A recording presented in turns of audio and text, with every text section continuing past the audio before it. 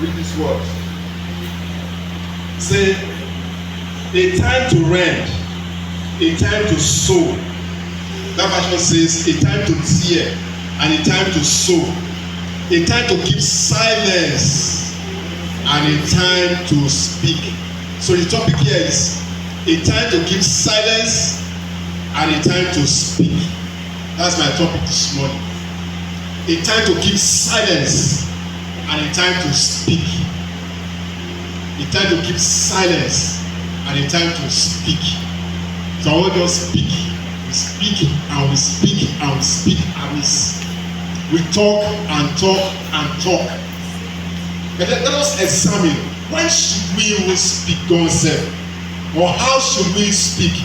Where should we even speak? Where?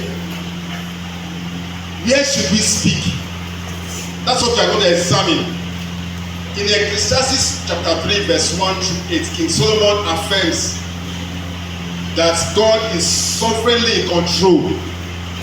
He has created us and we are for his own pleasure. The Bible says for 6 days God worked and at the 7th day he did what? He rested, which means that there's time for everything under the sun.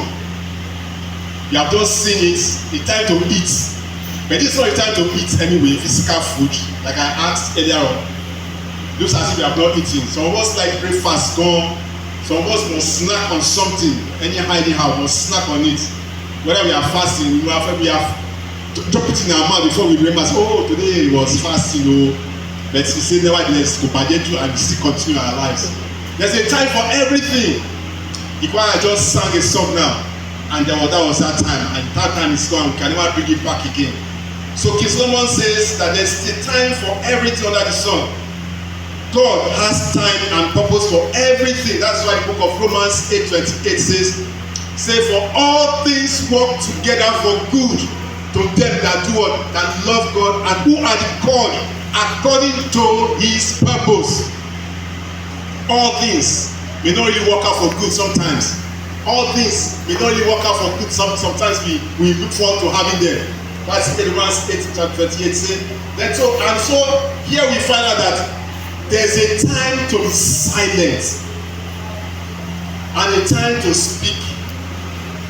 King Solomon focuses one attention on human speech. When should we speak? When should we talk? When should we listen? When should we laugh? What time of the day should we do all these things? So, the theme often deals with what? The scriptures, the idea of having appropriate times to be silent and times to speak. Even in life, God said, in life, it is portrayed that the fool talks too much. Only a fool talks too much, like a chatterbox. Sometimes the talks we talk, God said, puts us into trouble. We talk and miss. The Bible say about jabo, man jabo. You know, when you jabo, we spill. You know, I like that about man jabo, man koto. You know, by the time we speak, we are doing all these things. But a wise man knows when to speak and when to be silent.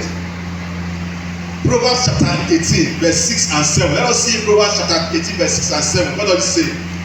Proverbs chapter 18, verse 6 and 7. What does it say? Yes, so.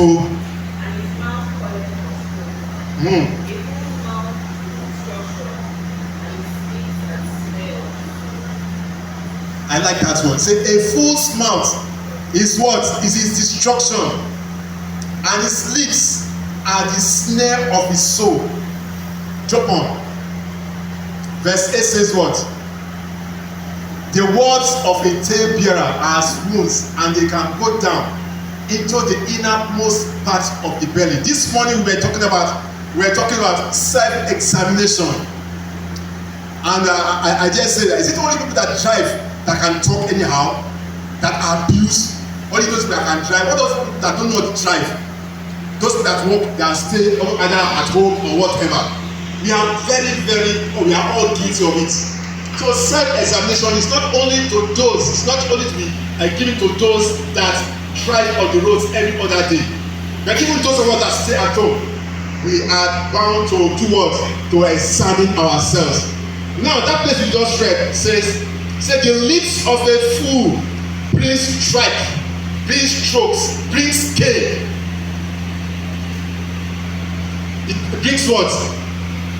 Oh, where are you now? I know. It brings cane. Most especially, with all respect to women, you are guilty of that. Sometimes we run our mouths. Yes. Most times you find women on the streets, either on the market, with black eye, swollen mouth. Why do they have it? If you ask them, what happened to your face? You're schooling. What has brought that is because of their mouth. So if you have married to a husband bitter, be rest assured that any slightest thing, it is what? Gathering. It is a slap. But by the grace of God, if you are a Christian, you need not go as far as that, beating your wife because of their mouth. Women's mouth are like a razor, I tell you. If they use on you like this for the rest of your days, just remember that it might not work out. When my late mom was still alive, she was very good at saying words. Man, one day I cautioned her, I said, Mama, don't you know that you're a grandmother? Shouldn't be talking anyhow. I cautioned her. I said, sometimes your words are killing. Do you know that your children, they cross road every other day? And you never can say what's your word. Bible says, and you see people that says, I say, any law wrong. Once you pass the job by, so we do what? We should be very, very careful on how we speak, on what we speak, how we speak, when we speak it ourselves. To whom do we speak it to? The Bible says there's a time for everything under the sun. Let us see the book of Proverbs chapter 10 verse 19. What does the book of Proverbs chapter 10 verse 19 say? Proverbs chapter 10 verse 19, what does it say? In the multitude of words, there's what?